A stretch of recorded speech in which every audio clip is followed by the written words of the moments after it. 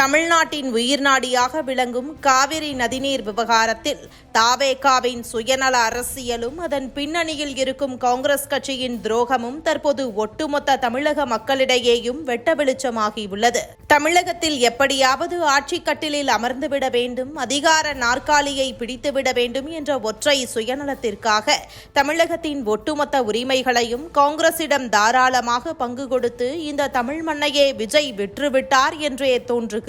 கர்நாடக துணை முதல்வரும் நீர்வளத்துறை அமைச்சருமான டி.கே. சிவக்குமார் மேகதாது அணை கட்டுவதை எதிர்க்க தமிழகத்திற்கு எந்த உரிமையும் இல்லை என்று கொக்கரிப்பதோடு பூமி பூஜை போடும் வரை துணிச்சலாக பேசுகிறார் என்றால் அதற்கு இந்த தாவேக அரசு ஒரு கண்டனத்தை கூட தெரிவிக்கவில்லை.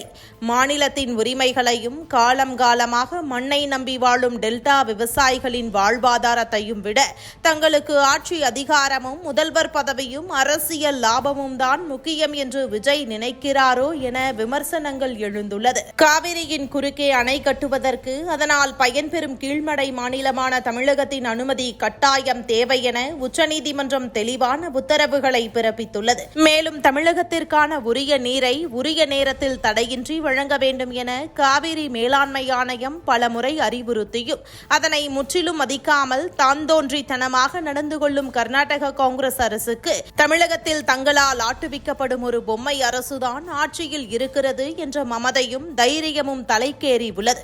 ஆட்சி அதிகாரத்திற்காக கடந்த கால ஆட்சியாளர்கள் கர்நாடக காங்கிரஸ் அரசாங்கத்திடம் தமிழகத்தின் உரிமைகளை அடகு வைத்திருந்தது போல தற்போது காங்கிரஸ் கட்சியின் தயவுடன் ஆட்சி அமைத்திருக்கும் தாவேக அரசும் அதன் முதலமைச்சரும் தன்னுடைய பதவியையும் அதிகாரத்தையும் தக்கவைக்க மீண்டும் ஒருமுறை காவிரி விவகாரத்தில் மாநிலத்தின் உரிமைகளை முழுமையாக அடகு வைத்து விடுவார்களோ என்ற நியாயமான சந்தேகமும் அச்சமும் தமிழக விவசாயிகள் மற்றும் பொதுமக்கள் மத்தியில் ஆழமாக எழுந்துள்ளது.